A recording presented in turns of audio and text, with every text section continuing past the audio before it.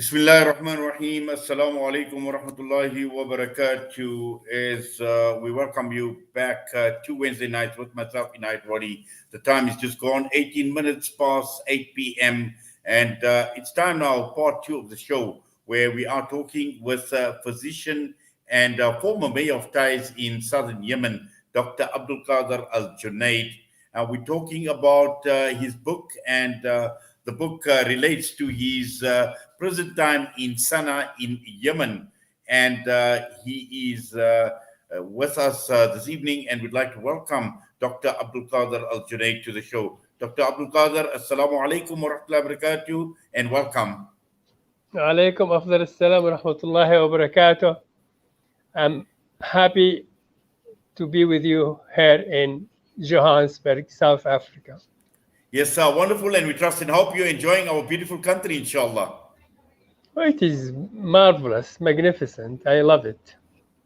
Yes. Now, let's talk about your book, obviously, prison time in Sana'a. But before we get to that, and I was quite excited when I was told I was going to be doing this interview with you, because sometimes we have these perceptions about the conflict in Yemen, and trying to put this conflict into perspective.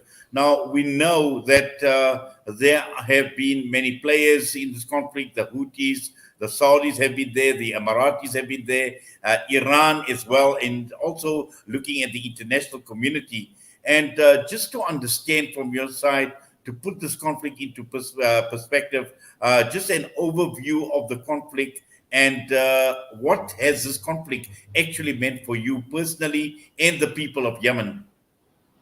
What is a very good question, actually. It is multifactorial. The answer for this question is multifactorial, and it is a habit around us that everyone has a tunnel view and look at it from a certain prism, and they say, "Oh, this is Yemen. This is the problem, and this is what you have," and they all get it wrong because they don't tackle it as you have tackled it in your question, an overview. If we have an overview, a bird's eye view from the sky to everything, the number one factor, yes, I will admit, number one, we have ills. We have our own problems. We have this problem of tribes, these master people who think they are noble, Houthi, and they are above everyone. And we have the commoners, the silent majority, the majority of the people of Yemen.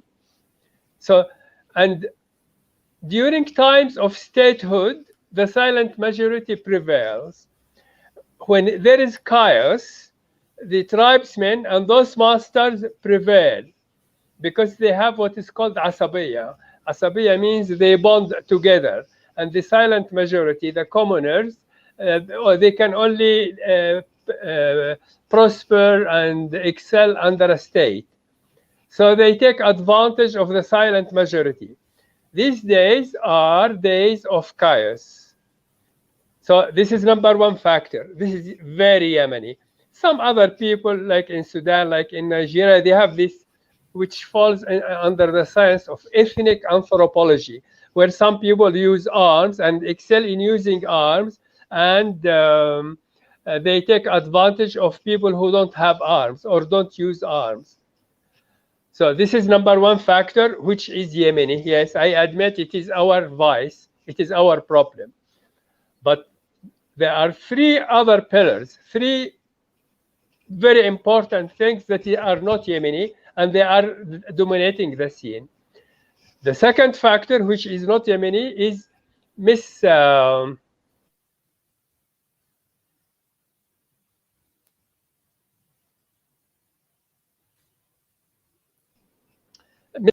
up with the habitat of Yemen. So they could be the Americans, they could be the Gulf states, they could be the neighbors, they could be our President Saleh. They introduce things that are not Yemeni, but it changed the habitat. It changed the natural equilibrium, the natural balance. And every time they change the habitat, they stir a response and a reaction which makes it terrible for the whole country, and it adds up. This is what I call messing up with the country. So whenever you have something which is an event or a breaking news, you should first determine, is this really genuine Yemeni, one of Yemen ills and sickness manifestations, or is it a messing up with Yemen? Qaeda is not a Yemeni. This war on terror is not Yemeni. Those Salafists are not Yemeni. Those 12ers, those Shia influences are not Yemeni. They are intruders, and they are messing up with Yemen. So this is number 2 factor. Number 3 factor is recklessness. Recklessness. The landmark of recklessness these days is the withdrawal of the Americans from Kabul airport. This is the everyone is talk about it. Is the standard way of being reckless. Now in Yemen there are so many things of signs of recklessness. I do claim that the Americans has to do with our collapse. We were in the middle of a transitional political process sponsored by the United Nations, and suddenly Mr. President Obama decided to quit Yemen under the so-called pivot, Asia pivot and Iran pivot. They said, let these people, we are not in this business of nation building, and they quit it. Also, Yemen also they were the ones who are running the show in Yemen. So this is number. You can ask yourself if this catastrophe or this current catastrophe is a reckless attitude or reckless behavior or a genuine thing. Number 4 and the final one in the act of Yemen is Iran. Iran is a predator, a real predator, and it has already hunted 3 Arab countries. And Yemen is the 4th one, which is falling under the eyes of the world and under the recklessness of our neighbors. So you see, our neighbors were reckless as well. I mean, we have our problems. I'm not escaping from our faults. We have faults. But the world also, I mean, made very bad things to us. International community or neighbors. They all did, in some way or another, pushed us until the patient Persian carpet weaver, Iran. Iran is very patient and very shrewd, and it spotted all these things. It spotted our illness. It spotted the messing up with our habitat. It spotted the recklessness of the international community and of our neighbors, and just jumped to our jugular, to the jugular of Yemen, and it had a new hunt. So we are now the latest prey in the collection of Iran. This is the overview. It is amazing how I find people miss Iran. Iran, without Iran, we wouldn't have been there. Iran is number 1. All the others are just reckless or reactions and stupid reaction. If you want it, yes. I wouldn't go into the department of flattering them or praising them. Yes. Now, obviously, we've seen what has happened, the destruction of Yemen. Would you speak up, please? I said, we know what has happened with the destruction of Yemen to the point where the country obviously has reached a stage where the country is basically almost completely destroyed as a result of the conflict. And sometimes as the world, or specifically looking at the Muslim world, I don't think we appreciate the Yemenis for who they are. I know there is the political dimension and the political dynamics that have been playing out, but there is also a religious dimension where we know the people of Yemen hold a very, very special place in the Muslim world.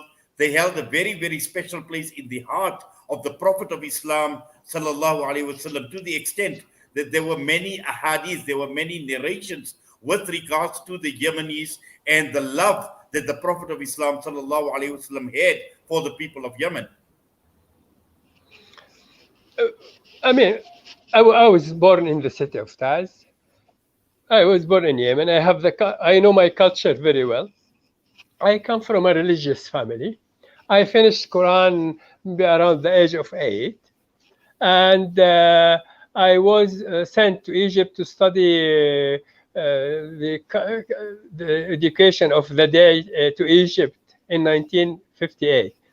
At that time, religion was something beautiful and something nice, and everyone just have the same thing and say the same thing, and they talk to the same thing. I see nothing of the religion of these days that has got any relation with the religion that I was born with and brought up with and lived until my adulthood with. These are new things. This radicalism, this sectarian thing, this everyone is making a fault of the other one. Everyone is interfering in other personal affairs and personal liberties. As a kid, we knew about people who were naughty, and we will smile and make jokes at them. But no one would go to them and kill them or fight them or to. It was smooth, nice, beautiful Islam. This Islam is an I don't want to say something which is politically incorrect, but for me, I feel I am alien with all this radicalism around from every direction.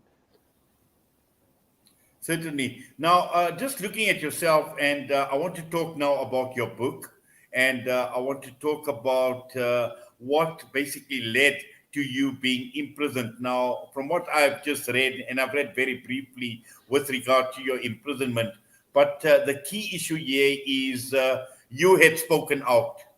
As an activist, you spoke out and you let the world know about the conflict that had engulfed in Yemen, and particularly after the Houthis had actually seized much of the country. In a normal day, I think you could label me as an intellectual with liberal thing, but conservative in my daily life. So, and I wasn't really an activist. I'm just responding to your word as activist, right? And then there were so many bad things around me. And I thought it was a duty that I shouldn't just look upon things and watch them. These people have went into the streets, but they have, first, it is their right. And second, the middle class was collapsing. The standard of living were deteriorating. And the amount of corruption and poor governance and failure of development, economical development, was the norms. We were spiraling down from a poor country to a failing country, and to a failing country, and then it will be a failed country. And everyone was just mad. And they went into the streets, and they started to label them as bad things, as ISIS and Al-Qaeda, and they gave them all the bad names that you can think of. So I said, no, I can't just sit aside. I can't be labeled as the thing that they label them. So if I give them my name, if I stand by them, that will take the stigma off them.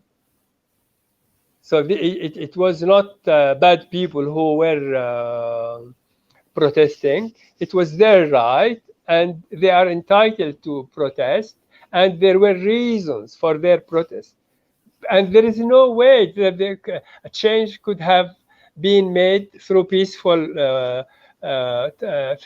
ways. The authorities forced people to protest in anger because they wouldn't make any change. Yes. Now, if you could take us, through the time when you were arrested and your experiences, the time when you were imprisoned, and I believe that you were imprisoned for close on to 300 days, and just take us through some of the key issues that you highlight in the book with regard to your prison time in Sana'a. Oh, okay. The first bit of your question always makes me emotional. That's when they attacked my house. And okay, I wish I would skip that because I always start to be emotional. I mean, they attack you in their own house and they blindfold you and they handcuff you in front of your wife and they loot your house and they drag you out and they put you,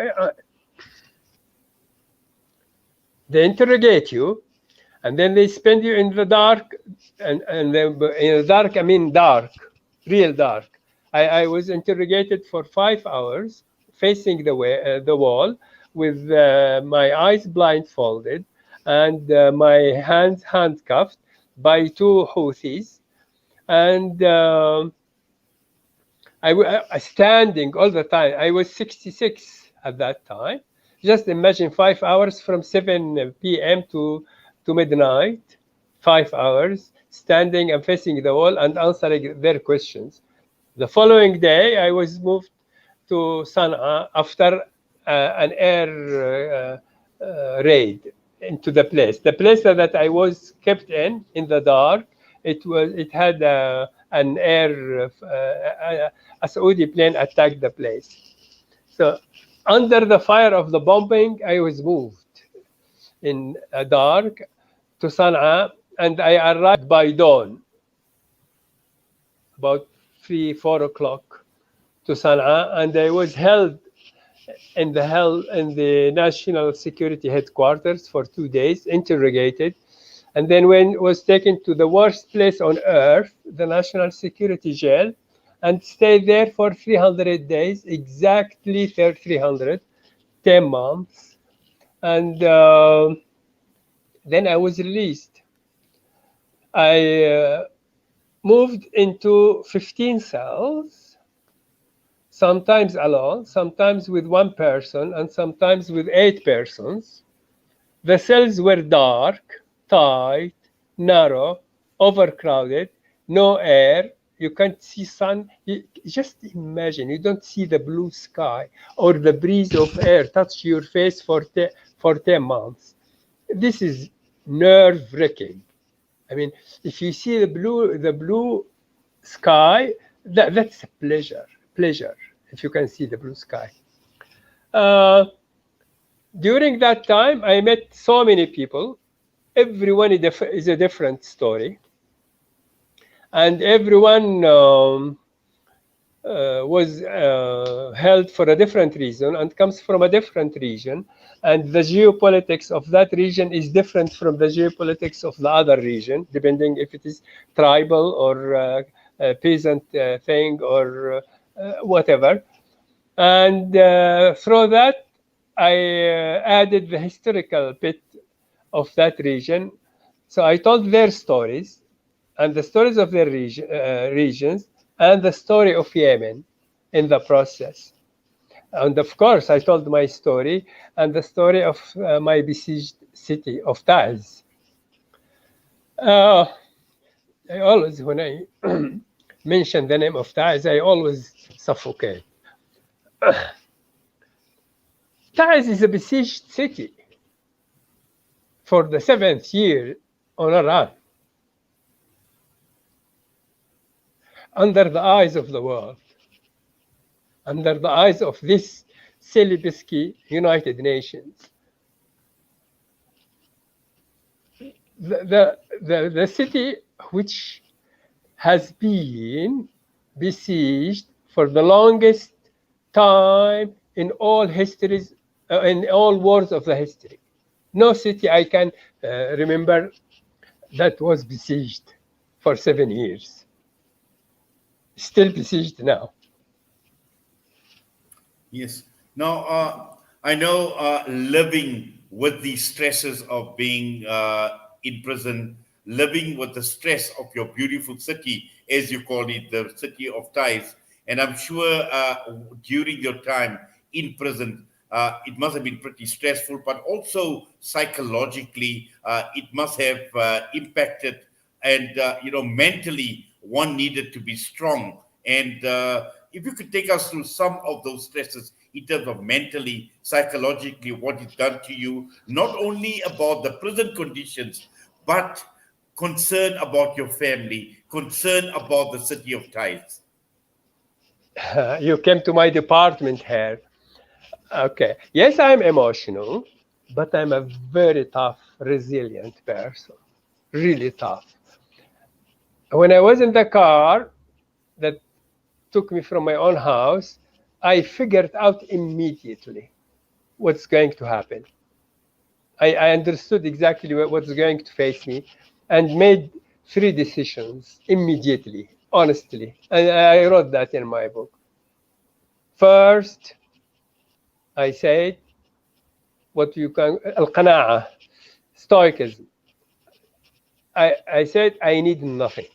I can't live without the news. I don't want news. I like food. I don't need food. I want whatever I don't want, because that's where they can force me to collapse if I start to want something. And they deny it to me. And that's exactly what I saw later. That was, this thing proved to be right when I met people inside the jail. Number 2, exercises. I exercises a lot. My record number for jumping in place in C2 is 40,000 steps in 24 hours. 600 push-ups. Yeah. So by the end of the day, I was really so tired physically and so drawn in endorphins. Endorphins is the hormone which is released if you exercise a lot, and it causes you in peace with yourself. So by the end of the day, there is no way that I can be sad, because I am so tired to be sad. And number 3, contemplation. I tell myself story. I can close in my eyes and fly away and remember everything that happened to me, or even make stories for myself, make up stories. So I think these 3 things protected me, and I was normal. So answering your question, I was very strong and psychologically, and I was very resilient. On the other hand, I saw people crying, cover their faces and crying. I saw people lose their minds in my cell. In my cell, I saw people bang their heads on the wall. I was asked to try to see someone who attempted suicide by hanging himself. There were so many attempted suicides, people couldn't take it. They prefer death rather than to stay in that horrible place. Yes. Now, I know you were with a whole group of people, different people, The people who voice, were I can't hear you affiliated well. with. Yes. Can you hear me now? Yes, yes. Yes. Now, Dr. Abdulkader, I know you were with a group of people, it were whole different groups of people. You were with people that were affiliated with Al Qaeda. You were Yes. affiliated with people from that were hostages, by the United States of America. You were Yes. imprisoned with all the Yemenis. Now, being with all these different groups of people, I'm sure that it gave you an insight as to, the thinking of different people, their mindsets, the reasons why they were incarcerated. And I suppose for you, just observing and being with these people must have been a lesson in itself, but also at the same time, through your book, gave you an opportunity about what ordinary people go through. Yes, yes. Oh, I think it tells you a lot about humans. In a way, basically, I do believe that humans are the same, whether they are Americans or Jews or Qaeda or peasants or nobles or tribesmen. Deep, deep in their heart, they are the same. The same grudges, the same paranoia, the same suspicions, the same fears, the same scares. What differs is only in the form. This is number one fact. Number two, it tells you about humans under stress, how humans can react under stress differently, and tells you about humans on the other side, jailers. Jailers are supposed to be human, but on the other side of the aisle, they look horrible. I can't understand how can a human take pleasure of the misery of someone, even if he is different in faith or in belief or in ideology. How can he so bad to the other person? So it tells you lots about human, and it tells you about something about humans. There is an expiry date for the relationship of humans. I mean, after a while, even people who started nicely with each other can end up badly. I mean, as if relationships between humans have an expiry date. Well, certainly. Now, just looking at your interaction with these people, and I'm sure you built some sort of solidarity with your Yes, fellow sir. prisoners, with the fellow inmates, and to the point where, we know it's a difficult situation, it's a tragic situation, but together with all that tragedy, the unity that you enjoy with fellow prisoners, unity in purpose, you have got common interests as well, Yeah. and that type of interaction, especially 300 days being with the same people, I'm sure, it is challenging, but at the same time, you needed to have all these people around you, Dr. Abdul Qadir. Yeah, I understand what you mean. I exactly understood. It looks like in stories, in movies, in things like that. I don't know. I find it that everyone was for himself, and and would love to be out on his own, whatever happens to the others. Yes, everyone is sympathetic to the others, but everyone would like. I'm sorry, I have to be honest. That's me. I say things as they are. But on the other hand, at certain times, I was the doctor of the jail. So I treated them, I looked after them, I defended them. And because of the privilege of age, I was 66, I could tell the jailers off. I could scold them when they are nasty to them. I really, and amazingly, they take it from me. Maybe when someone is old enough and honest enough, they go back a little.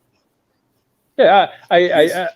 for me personally, I did my best to defend anyone I could stand to with. I can't stand bullying.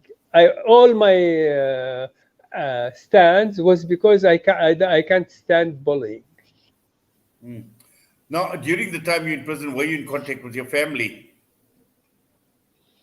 Oh, this is another thing that makes me emotional as well. No, I was the so-called forcibly disappeared. You know what's the meaning of forcibly disappeared? I mean, you're just being snatched, thrown away. Your family know nothing about you, and you know nothing about your family, and you don't know when it will end. Uncertainty. And I do believe they know the effect of this uncertainty. They love to make you in doubt about what's going to happen to you. You might, at sometimes I felt that I might be killed as well. I mean, from the way they treat us and hiding us, and no none knows about us, and they don't care less about us. The food was horrible. You just imagine a whole year on beans and in the morning and in the evening, and potatoes and rice for lunch, and it comes to you only from a trapdoor that opens 3 times per day. They open it from outside the trapdoor and hand you the food, and they close it, shut it again. Yes. Now, obviously, there are certain occasions that are important, like, for instance, the month of Ramadan, for instance. And, spending a month of Ramadan in a prison cell, were you allowed to obviously perform your salah? Were you allowed to pray? Oh, no, were you allowed to observe your fasting? Salah, we in those rooms, in these tight cells, there is in the corner less than 1 meter by 1 meter area, and which is curtained by a block of cement up to your knees, and there is a tap and there is a hole. In that corner, you do everything. You respond to the calls of nature, and you wash and you bath and you do the ovulation, and we pray stuck to each other in that place. We pray on our And own. what about the month of Ramadan? I was abducted in August 5, 2015. That was immediately after Ramadan. And I was released immediately before the next Ramadan. But yes, it is.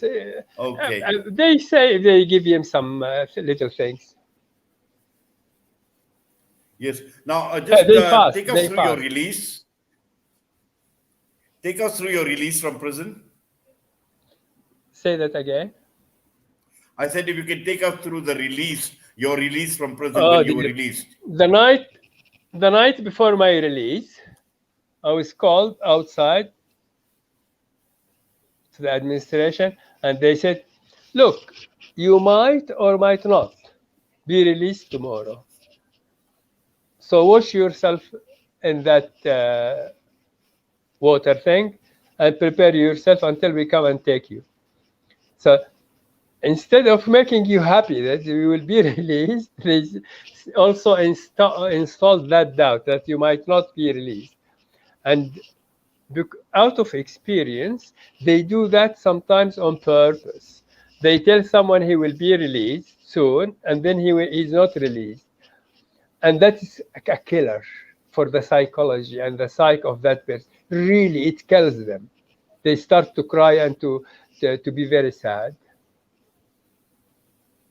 Yes, and just as far as meeting your family again, because I suppose that is another emotional moment for you, Dr. Abdulkader. When you were finally released, when you finally got home, and you finally got to see your family. When I was released, my family was no longer in my home. My home was already shelled by bombs. And they were displaced to the capital. So in a way, I found them. I mean, in a normal day, I shouldn't have found them because I have to travel to my city, 300 kilometers far away. So by the time I was released, I had no home, and my family was displaced. And how did you manage to find them then? Oh, they settled in the capital because we have relatives there. With relatives, luckily, I had a smart daughter who studied well and went to Canada and got the citizenship of Canada. Luckily, also, by the way, it was never in my remotest ideas that I should leave my home and my country. I had a very beautiful home. I built it according to my little whims and little wishes. Beautiful home, right? And I wouldn't leave it for anything. But she kept pushing me, and as compliment to her, I filled the necessary papers for her. A year before, can you imagine that? A year before. So even after I was released, she insisted that I should leave the country. I said, no way, I wouldn't leave my country. And then 2 weeks after that, after living in this new era under Houthi, I found out that there is no way that I could stay in this country anymore. So I responded to her persistence, and I said, okay, I will go. So we went to Cairo. And because of our readiness with the papers, it took us only 3 months to get a visa to Canada. And there you are. I came to you to visit your beautiful country from Canada. Yes. Now, we know we've got about 5 minutes or so to go now. I just want to speak about the people of Yemen and looking at where the country is at this point in time, being bombed into the Stone Age for something that they have not been responsible for. And when you look at your country, when you look at your people, when you see where they are at this point in time, the hunger, the poverty, the death, the destruction, the devastation of your country. And what thoughts run through your mind, Dr. Abdulkader? You see, my friend, first day in the morning, I sleep very little. And the first thing I do is look up the news of my country, and then the news about Iran and the Houthis, and then the news about the Saudis and Emiratis and this lot, and then the news about the United States and the West, the Britain, and those people who are meddling in our affairs recklessly, I would say. And the United Nations are really, they say they are helping us, but every name I mentioned so far, I'm telling you, they were bad news to us in Yemen, intentionally or just because of being reckless and careless and with short span of attention. The country is collapsing, spiraling down like hell. And I told you this prologue about my reading every day, and I see no hope. I see no hope with these people around, the so-called international community, the reckless international community, the careless neighbors, and the vindictiveness and the evilness of Iran and the skill of Iran. Okay, I want to finish my words with something about Iran.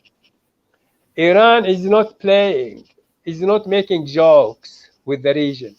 Iran had invented something called local militias. It filled them with grudges against their own people and then unleash them on their people.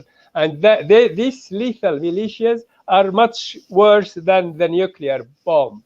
We don't care less about Iran's nuclear bomb, but we do care so much about the evil of their militias, and on top of them, the Houthis. So this is number one weapon of Iran. Number two, Iran, they are the masters of the so-called asymmetrical war. With the asymmetrical war, they intimidated the neighbors and the international community. No one can challenge Iran because they are afraid what it would do to them with the art of asymmetrical war. Then, for these silly, stupid sanctions of the West, they have responded to it by three things: strategic patience, number one; number two, self-reliance; number three, an iron fist on their people, so they can't grumble. Iranian people are victims, exactly like all the other peoples in the region. I mean, Iraq is a victim of Iran. Syria is a victim of Iran. Lebanon is a victim of Iran. Yemen is a victim of Iran. and the Irani people is the victim of the mullahs of Iran. So the people don't see this, and I don't see any hope for my country in this state of affairs. So either they will prevail and we will be finished,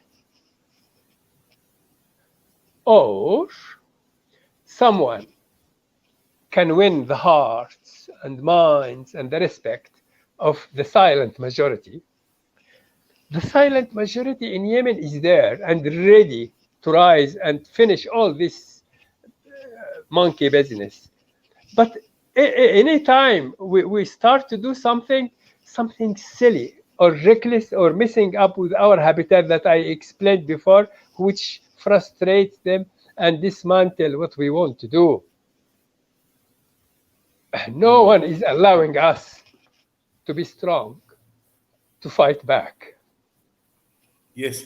And obviously, fighting back is one issue, but also the dire economic situation, the socio-economic situation, the poverty, the hunger. And when one just looks at the Yemeni children and what this has done to the people, it's done to the environment as It well. is a mess. Now, I mean, it goes without speaking. Yes, we are in a misery. We are in a tragedy. I am in a tragedy.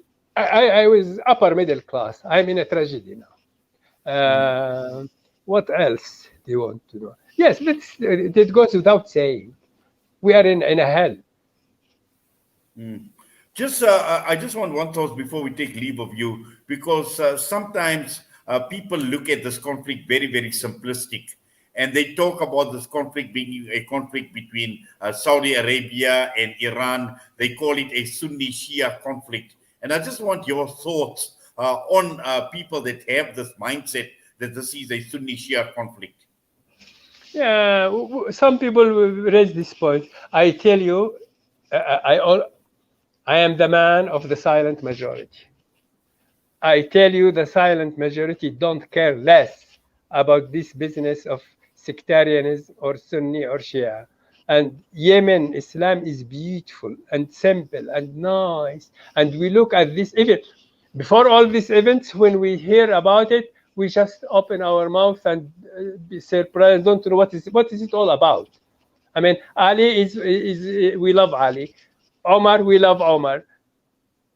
But they are only equal to each other. No problem to us with this business of Ali and Omar. Muhammad is the prophet and is the messenger of the God. That's all. We don't all this monkey business. I don't think it is related to Islam. It is politics and it is sectarian and it's regional. Maybe Iran felt that it is losing its pride because of this religion which came from the Arab Peninsula. So they invented a different brand of Islam and hitting their back with their own goods, with their own trade. I mean, people can contemplate about that. Yes, and just finally looking at South Africa, what are you doing in South Africa, and what are you hoping to achieve, Dr. Abdulkader? Oh, sorry, I will smile here. I will smile. I think people in South Africa are beautiful, and also they are tough and hard, but a little bit kind of forgot the facts of life. I find them beautiful and charming when say, let us make them, let us mediate between them, as we got a mediated peaceful solution and a negotiated peaceful solution with apartheid. I find them okay. The nice word about it, they are charming and beautiful and good and have goodwill, right? But the facts of life, Houthis, they believe they have a divine right to dominate us and to jump on our necks and shoulders. Iran is in a mood to grab Arab neighboring the vacuum in Arab countries. They will never, and watch my lip, and remember me all the time they talk about negotiated peace in Yemen, right? They will never accept to share power, the Houthis and the Iranis. They will never accept to give up their illusions or dreams or aspirations or ambitions. And we are doomed either to submit and kneel and Houthis like people to kiss their hands and their knees. That's why they look at the pictures. You can see the pictures, right? They wouldn't give up that. Sorry. Yes, Dr. Abdulkader, there's just so much more that we can talk about, and we wish you well, obviously, with the book as well, where you speak about prison time in Sana'a, and I've just read one or two reviews about the book. It is a fascinating book, so we wish you all the luck as far as this book is concerned. Where is this book available? Say that again. The last word. Your book, where is it available? How is it available? Amazon. In Amazon, you can order it from Amazon. Okay, perfect. But we wish you well. We thank you. We appreciate you taking time out. I know you've been extremely busy, but here at Salam Media and also on ITV So this beautiful evening. people of South Africa. You are so beautiful. Thank you very much. I'm happy. I love your country. The nature is good. The people are nice, magnificent. I'm happy that I came here.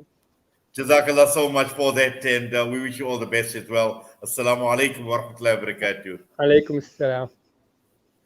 Dr. Abdulkader Al-Guneid with us this evening, on Wednesday night with myself, Inayat Wadi, and also it's been wonderful being in the company of our Salam Media viewers on YouTube, on our Facebook channel, the other platforms, and also ITV viewers. Once again, it's been wonderful that you are able to join us this evening on the show. And with that, I need to be signing off until we meet again next week. Assalamu alaikum wa rahmatullahi.